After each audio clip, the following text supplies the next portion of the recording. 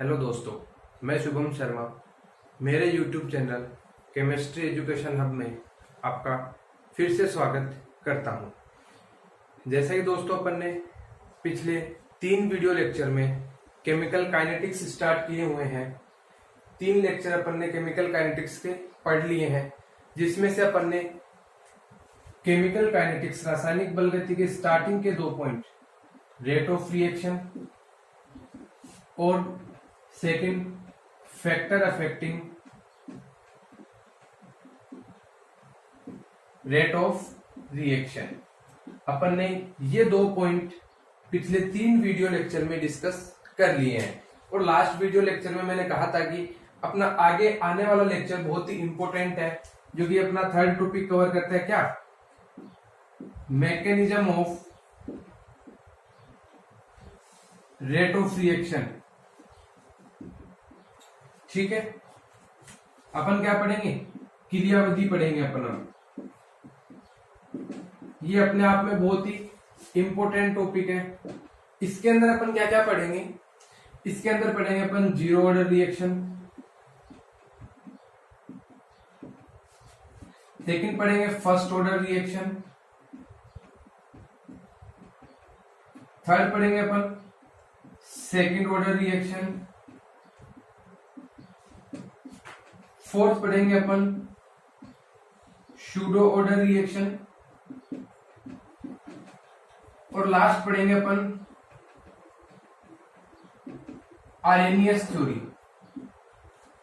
ये 5 टॉपिक मिला के अपने पास 3rd topic mechanism of rate of reaction, अभिक्रिया की क्रियाविधि पूरी हो जाती है। जिसमें फर्स्ट पढ़ेंगे अपन शून्य कोटि की अभिक्रिया, सेकंड पढ़ेंगे अपन प्रथम कोटि की अभिक्रिया, फिर पढ़ेंगे अपन द्वितीय कोटि की अभिक्रिया, सूडो ऑर्डर रिएक्शन को बोलते हैं छदम कोटि की अभिक्रिया, और आरेनियस थ्योरी जो किससे रिलेट करती है? टेम्परेचर से, ताप से अपने पास क्या करती है? कोरिलेट करती है। तो इस तरीके से आज अपन mechanism of rate of reaction है मैकेनिज्म ऑफ रिएक्शन, ये क्या करने वाले हैं? पढ़ने वाले। इसमें फर्स्ट टॉपिक पढ़ेंगे जीरो ऑर्डर, फर्स्ट ऑर्डर, फिर सेकंड ऑर्डर, फिर सूडो ऑर्डर, और फिर लास्ट में आरेनियस थ्योरी। आज का अपना फर्स्ट टॉपिक है जीरो ऑर्डर रिएक्शन, जिसको बोलते हैं शून्य कोटि की अभिक्रिया। दोस्तों आज इसको ध्यान से लर्न करना, क्योंकि आज अपने पास यहां से डेरिवेशनल पार्ट अपना स्टार्ट हो चुका है। देखो, मैं एक जनरल रिएक्शन की बात करता हूं। रिएक्टेंट कन्वर्ट इनटू प्रोडक्ट, क्रिया कारक है वो किस में बदल रहे हैं? टाइम के साथ प्रोडक्ट, उत्पाद के अंदर बदल रहे हैं। माना t is equal to 0 time पर रिएक्टेंट कितने अपने पास? ए रिएक्टेंट मान लिया अपन ने, स्मॉल a क्रिया कारक अपने पास है t इज इक्वल टू 0 पे। तो क्या प्रोडक्ट का फॉर्मेशन होगा जब रिएक्शन को स्टार्ट नहीं हुई हो? तो प्रोडक्ट के नंबर ऑफ मोल्स कितने आ जाएंगे? 0। माना किसी is equals to T is equals to T days time पे अपने पास t इज इक्वल्स टू क्या हो जाता है? टी डेज टाइम हो जाता है। मतलब रिएक्शन अपने पास प्रोसीड होने लगती है। रिएक्टेंट मॉलिक्यूल किस में कन्वर्ट होने लगते हैं? प्रोडक्ट में कन्वर्ट होने लगते हैं। तो सपोज दैट अपने पास x नंबर ऑफ मोल्स क्या बने? प्रोडक्ट बने, कि अपने पास x प्रोडक्ट बन गया। अब जब x प्रोडक्ट बन गया तो रिएक्टेंट कितना बचेगा? इसमें से इसको माइनस कर देंगे। भाई अपन यही तो करते हैं कि अपने पास 100 रिएक्टेंट है, स्टार्टिंग में a की वैल्यू 100 मान लो, तो प्रोडक्ट कितना अपने पास? 0 है। और यदि अपन बोलते हैं कि अपने पास 10 नंबर ऑफ प्रोडक्ट्स बन गए, इधर कितने रहेंगे? 100 माइनस 10, तो ये तो लिखा है मैंने a माइनस एक्स। ये अपने पास न्यूमेरिकल फॉर्म में, ये अपने पास वेरिएबल फॉर्म में। a माइनस एक्स क्या हो गया? रिएक्टेंट की कंसंट्रेशन हो गई x प्रोडक्ट के फॉर्मेशन के बाद। तो अकॉर्डिंग टू रेट लो, किसके अनुसार? दर नियम के अनुसार। दर नियम के अनुसार। और अपने को दर नियम क्या बोलता है? रेट ऑफ रिएक्शन जो दर होती है वो समानुपाती होती है किसके?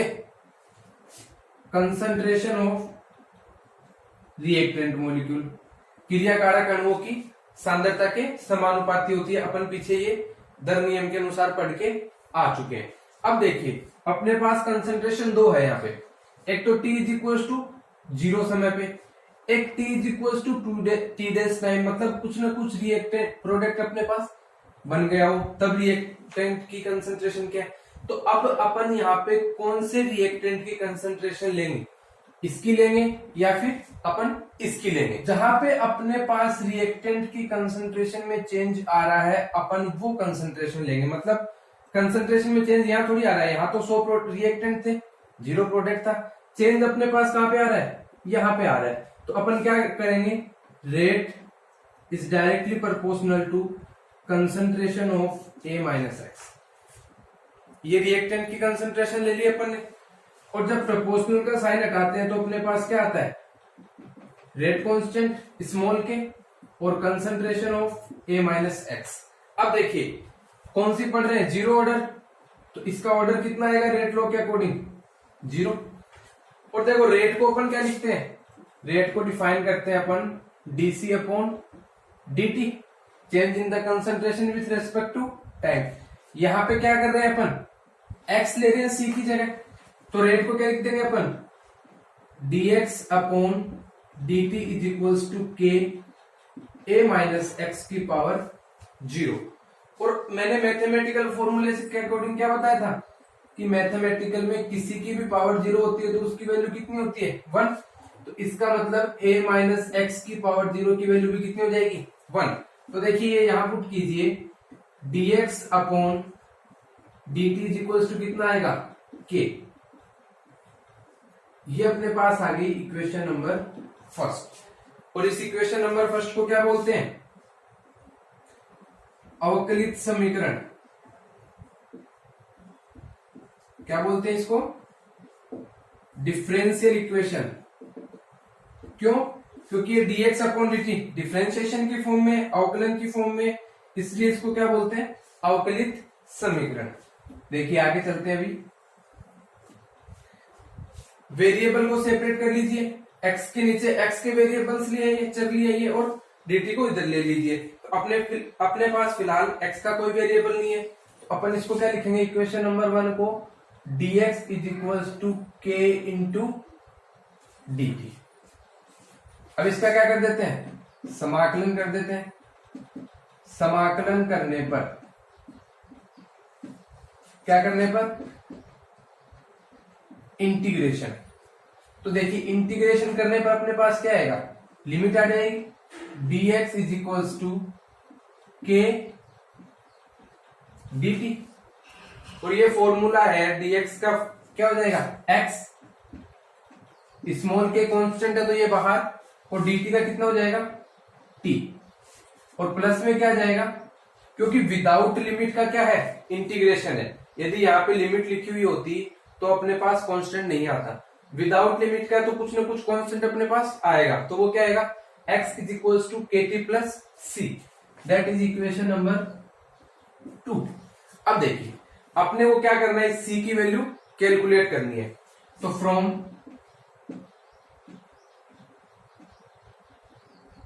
बाउंड्री कंडीशन, बाउंड्री कंडीशन से मतलब प्रारंभिक स्थिति से। प्रारंभिक स्थिति क्या है, t इज इक्वल्स टू 0 पे x का मान देखिए कितना है, जब t इज इक्वल्स टू 0 है अपने पास, तो क्या x का फॉर्मेशन हो रहा है, नहीं हो रहा, तो अपने पास x की वैल्यू भी क्या आ जाएगी, 0। पुट करो इसमें, x is equals to 0, k, t is equals to 0 plus c, तो c की वैल्यू कितनी आई अपने पास, 0। इक्वेशन नंबर 3, ये c की वैल्यू यहां पे पुट करो, तो x इज इक्वल्स टू कितना आएगा अपने पास, x इज इक्वल्स टू आएगा kt प्लस c की वैल्यू कितनी आ जाएगी, 0। तो x इज इक्वल्स टू क्या है अपने पास, k इंटू टी। ये आ गई इक्वेशन नंबर अपने पास 4। देखिए एक इक्वेशन नंबर फर्स्ट है, एक इक्वेशन नंबर अपने पास 4 है। इसको क्या बोलते हैं, डिफरेंशियल इक्वेशन, अवकलित समीकरण, क्योंकि ये डिफरेंशिएशन की फॉर्म में है। ये अपने पास कहां से आई है? इंटीग्रेशन करने पर, इसलिए इसको बोलते हैं इंटीग्रेटेड फॉर्म, मतलब समाकलित समीकरण। इक्वेशन नंबर 4 को क्या बोलते हैं? इंटीग्रेटेड फॉर्म, समाकलित समीकरण। तो इस तरीके से आपने अपने क्या निकाला? एक तो डिफरेंशिएशन फॉर्म निकाली और एक क्या निकाली? इंटीग्रल फॉर्म निकाली, इंटीग्रेटेड फॉर्म निकाली, जिसको क्या बोलते हैं? समाकलित समीकरण। x is equals to kt। तो इस तरीके से आपको ये डेरिवेशन कंप्लीट करना होता है। यहां तक सबसे पहले आपको डिफरेंशियल इक्वेशन निकालनी होती है, उसके बाद में आपको इंटीग्रेटेड इक्वेशन निकालनी होती है। यहां आके आपका क्या हो जाता है? डेरिवेशन कंप्लीट हो जाता है। देखिए स्टूडेंट्स, अपने पास दो इक्वेशन निकल के आई इधर से, dx upon dt is equals to k। ये जो इक्वेशन नंबर फर्स्ट है अपने पास, मैं साइड में लिख रहा हूं। और एक अपने पास निकल के आया है x is equals to k into t, जो मैं क्या लिख रहा हूं? इक्वेशन नंबर सेकंड है। ये क्या है?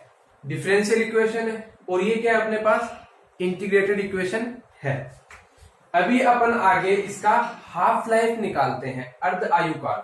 जीरो ऑर्डर के लिए अपन क्या निकालते हैं? हाफ लाइफ, जिसे हिंदी में क्या बोलते हैं? अर्ध आयु काल। देखिए अर्ध आयु मतलब आधी आयु रह जाए, तो इसकी जनरल डेफिनेशन क्या होगी? कि जब t इज इक्वल्स टू क्या हो जाए? टी हाफ, मतलब आधा समय कंप्लीट हो जाए रिएक्शन होने का, आधे रिएक्टेंट किस में कन्वर्ट हो जाए? प्रोडक्ट में। तो जो प्रोडक्ट की कंसंट्रेशन है वो क्या रह जाए? इनिशियल कंसंट्रेशन क्या थी अपने पास? A, और उसकी क्या रह जाए? Just half. अपने पास रिएक्शन क्या थी general? Reactant convert into product. t is equals to 0 time पे क्या था? A कंसंट्रेशन थी और 0 प्रोडक्ट का फॉर्मेशन था। t is equals to T days time पे क्या था अपने पास? x प्रोडक्ट का फॉर्मेशन। तो रिएक्टेंट की कंसंट्रेशन कितनी बच रही थी? A minus x. तो ये क्या बोल रहा है कि जब ये रिएक्शन आधी कंप्लीट हो जाए, मतलब t is equals to t half हो जाए, तो जो प्रोडक्ट की कंसंट्रेशन है वो इनिशियल कंसंट्रेशन A की क्या रह जाएगी? जस्ट आधी रह जाएगी। उसको क्या बोलते हैं? अर्ध आयुकाल, half life. The concentration of product molecules just become half of the initial concentration at half time is known as half life of zero order reaction। तो देखिए अपने पास रिएक्शन क्या है? x is equals to kt according to equation second. जो अपने पास integrated equation आई थी, जो अपने पास समाकलित समीकरण आई थी, उसके अकॉर्डिंग देखिए x is equals to क्या है? k into T. एक्स की जगह क्या पुट करना है? Put x is equals to a by 2। और अपने पास t की जगह क्या पुट करना है? t half according to initial condition. तो देखिए इक्वेशन क्या बनेगी? x की जगह क्या पुट कर दिया आपने? a by 2। स्मॉल के t की जगह क्या पुट कर दिया? t1 by 2। अब आपको वैल्यू किसकी चाहिए? t1 बाई 2 बोलते हैं इसको, हाफ लाइफ को। तो आपको ये वेरिएबल तो एक तरफ रखना है, और ये क्या आ जाएगा? इसके अपॉन में। तो ये क्या आएगा? a upon 2k। ये क्या आ गया अपने पास? इक्वेशन नंबर कौन सी आई थी अपने पास? थर्ड। इसका मतलब t हाफ क्या आएगा इसका? a upon 2k। That is equation number third. इसका मतलब अपन ने जीरो ऑर्डर के रिएक्शन में 3 फॉर्म निकाली है। ये तो क्या है? इसका जनरल डेरिवेशन है, जिसमें एक तो आती है अपने पास समाकलित समीकरण और एक आती है अपने पास अवकलित। इसको बोलते हैं अवकलित समीकरण, इसको बोलते हैं समाकलित समीकरण। और एक आती है अपने पास हाफ लाइफ, अर्ध आयु काल से। अब देखो ये तीनों मैंने साइड में तो रखी है, क्योंकि अब अपन इनके ग्राफ प्लॉट करेंगे। 3 ग्राफ बनेंगे, एक फर्स्ट इक्वेशन से, एक सेकंड इक्वेशन से और एक थर्ड इक्वेशन से। इसका मतलब 2 तो बनेंगे डेरिवेशन से, एक बनेगा हाफ लाइफ से। इसी तरीके से अपन जब फर्स्ट ऑर्डर पढ़ेंगे तब भी 3 इक्वेशन आएगी, सेकंड ऑर्डर पढ़ेंगे तब भी 3 इक्वेशन आएगी, और ग्राफ वहां भी कितने बनेंगे? हर इक्वेशन का एक ग्राफ बनेगा, इसका मतलब वहां भी कितने ग्राफ बनेंगे अपने पास, 3 ग्राफ बनेंगे। चलिए अपन अभी ग्राफ प्लॉट करते हैं। ग्राफिकल रिप्रेजेंटेशन हिंदी में बोलते हैं ग्राफीय निरूपण। चलिए अब अपन फर्स्ट ग्राफ प्लॉट कर रहे हैं फर्स्ट इक्वेशन से। वाई एक्सिस पे क्या है, जो हमेशा लेफ्ट साइड में होता है उसको वाई एक्सिस पे लेते हैं, और जो हमेशा राइट साइड में होता है उसको एक्स एक्सिस पे लेते हैं। और ग्राफ हमेशा किसके बीच में प्लॉट किए जा सकते हैं, वेरिएबल के बीच में, जहां पे चेंज हो रहा हो। स्मॉल के क्या पढ़ते हैं अपन, रेट कांस्टेंट, जो कि क्या है, कांस्टेंट है। इसका मतलब यहां पे अपन यदि वाई एक्सिस पे क्या ले अपन, dx अपॉन dt ले, इसका मतलब रेट ही हो गई ना ये, ठीक है। और x एक्सिस पे अपन k तो ले नहीं सकते। अब k नहीं ले सकते तो अपन क्या ले लेते हैं, कंसंट्रेशन ऑफ रिएक्टेंट मॉलिक्यूल। देखिए मैंने कंसंट्रेशन ऑफ रिएक्टेंट मॉलिक्यूल क्यों लिया है, क्योंकि जो ये वाली इक्वेशन है वो आई कहां से है, dx upon dt is equals to k a minus x की पावर 0, यहीं से आई है। और इसकी वैल्यू अपन ने क्या रखी थी, 0 रखी थी। इसका मतलब कंसंट्रेशन ऑफ रिएक्टेंट मॉलिक्यूल की रिएक्टेंट मॉलिक्यूल की कंसंट्रेशन में चेंज हो रहा है, और ये कितनी है, 0। तो क्या यहाँ पे फर्स्ट इक्वेशन में ये आ रही है, यदि ये आ रही होती यहाँ पे a माइनस एक्स की पावर 0, तब तो ये डायरेक्टली प्रोपोर्शनल हो जाता। जैसे जैसे अपने पास रिएक्टेंट की कंसंट्रेशन इंक्रीज होती वैसे वैसे अपने पास रेट ऑफ रिएक्शन, तो ये है ही नहीं, तो क्या हो जाएगी ये कांस्टेंट। इसका मतलब फर्स्ट इक्वेशन जो अपने पास क्या है, अवकलित समीकरण है, डिफरेंशियल इक्वेशन है, उससे ग्राफ अपने पास कैसा आएगा, हमेशा कांस्टेंट। और किस किस के बीच में प्लॉट होगा, रेट और कंसंट्रेशन ऑफ रिएक्टेंट मॉलिक्यूल। देखिए सेकंड ग्राफ प्लॉट करते हैं अपन। सेकंड ग्राफ किस किस के बीच में आएगा, वाई एक्सिस पे क्या अपने पास x, और x अपन ने क्या ले रखा है, rate reactant converted to product, t is equal to 0 time है तो इनिशियल कंसंट्रेशन a, प्रारंभिक सांद्रता कितनी है a, और प्रोडक्ट की कंसंट्रेशन कितनी है 0। जब t is equal to t days time था तो x तो प्रोडक्ट का फॉर्मेशन था, और रिमेनिंग कंसंट्रेशन क्या थी, a माइनस एक्स। तो y एक्सिस पे अपन x, इसका मतलब ये किसकी कंसंट्रेशन है, कंसंट्रेशन ऑफ प्रोडक्ट, इसी की है। और x एक्सिस पे देखो अपन क्या ले लेते हैं, k तो क्या रह जाएगा, कांस्टेंट। तो देखिए इस इक्वेशन से क्या रिलेशन निकलेगा, x is directly proportional to t। भाई k तो कांस्टेंट हो गया, कांस्टेंट को तो अपन इंक्लूड कर देनी है। अपन किसको इंक्लूड करते हैं, वेरिएबल को। तो वेरिएबल अपने पास टाइम है, और x क्या है, प्रोडक्ट की कंसंट्रेशन, तो x is directly proportional to t। इसका मतलब जैसे जैसे t बढ़ेगा, समय बढ़ता जाएगा, वैसे वैसे कंसंट्रेशन ऑफ प्रोडक्ट की क्या होती जाएगी, बढ़ती जाएगी। तो यहाँ पे अपन ले लेते हैं t is equals to time, तो ये अपने पास क्या आती जाएगी, बढ़ती जाएगी। ये लिख देनी क्या होती जाएगी, बढ़ती जाएगी। तो ये क्या आ गया, x is equals to kt का, ठीक है, जिसमें इसकी स्लोप कितनी आएगी, स्मॉल k आ जाएगी। ये ग्राफ कैसा बन रहा है, y is equals to mx type का। तो जहां पे y तो क्या हो गया, x हो गया, और x इस पे क्या आ गया, t वेरिएबल आ गया। तो जो m के रूप में बचा है उसको क्या बोलते हैं, स्लोप, और वो कितनी आ जाएगी अपने पास, स्मॉल k। अब देखिए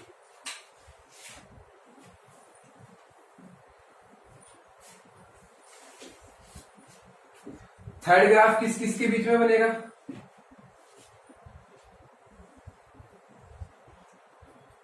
देखिए y एक्सिस पे क्या है, हाफ लाइफ, t हाफ, और देखिए x एक्सिस पे क्या है, नीचे अपॉन में 2 है, ये भी कांस्टेंट है, स्मॉल k भी क्या है, कांस्टेंट है। इसका मतलब ना तो 2 आएगा और ना स्मॉल k आएगा, रेट कांस्टेंट एक्सिस पे आ नहीं सकता।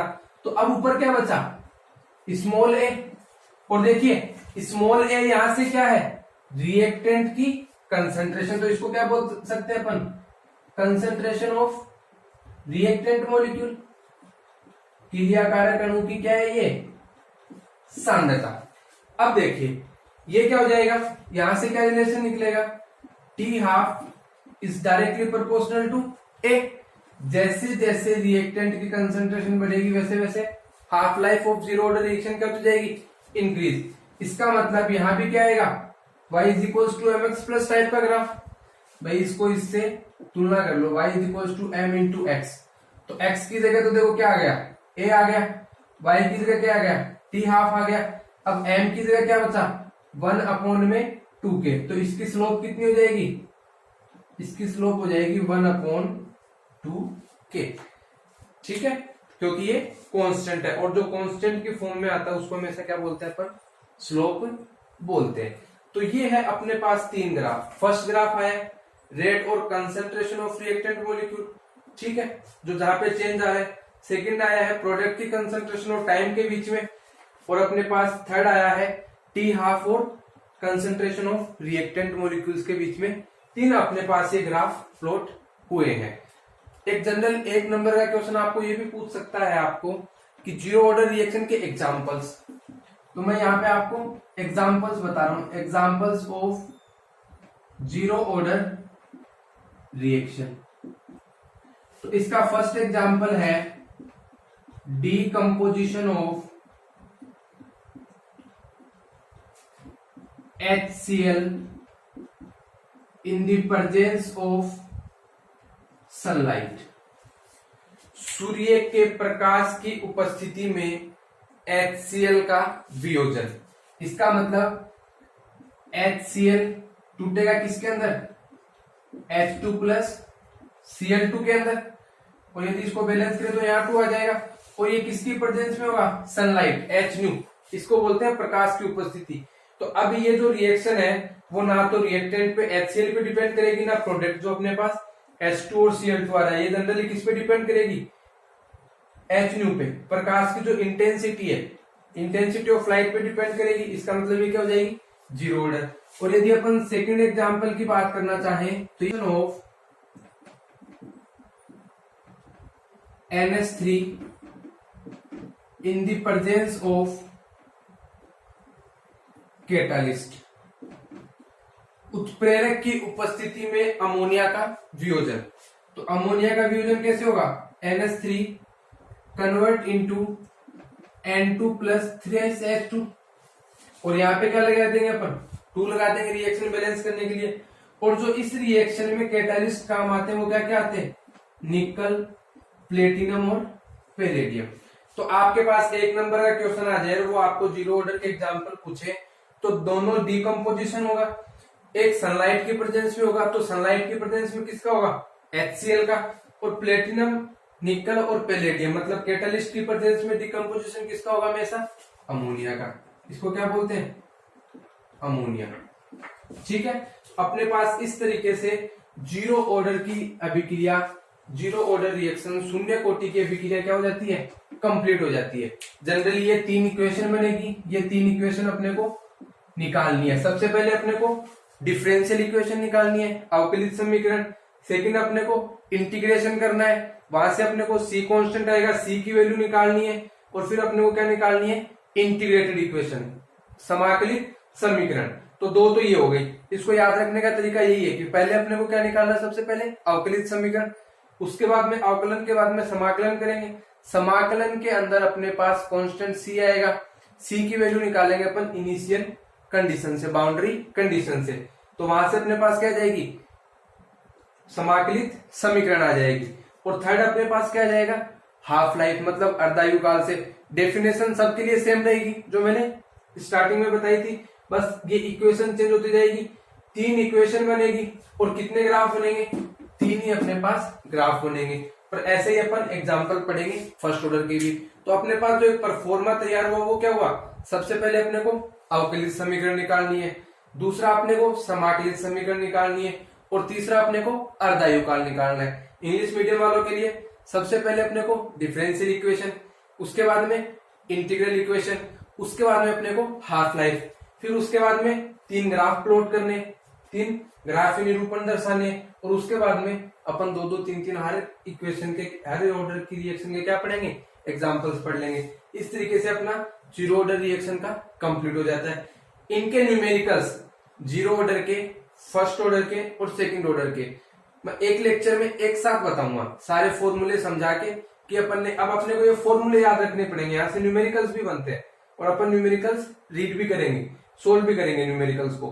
तो वो अपन एक लेक्चर के अंदर सारा zero order, first order, second order जितनी भी रिएक्शन है उनके न्यूमेरिकल्स अपन एक लेक्चर के अंदर कंप्लीट करेंगे। फिलहाल अपने पास ये क्या था, जीरो ऑर्डर रिएक्शन का डेरिवेशन कंप्लीट हो गया। ये जीरो ऑर्डर रिएक्शन का टॉपिक अपने पास यहाँ पे आज खत्म हो गया। इस तरीके से आज अपन ने जीरो ऑर्डर रिएक्शन के लिए क्या किया है, डेरिवेशन कंप्लीट किया है, ग्राफ प्लॉट कर लिए, उनके अपन ने एग्जांपल्स पढ़ लिए।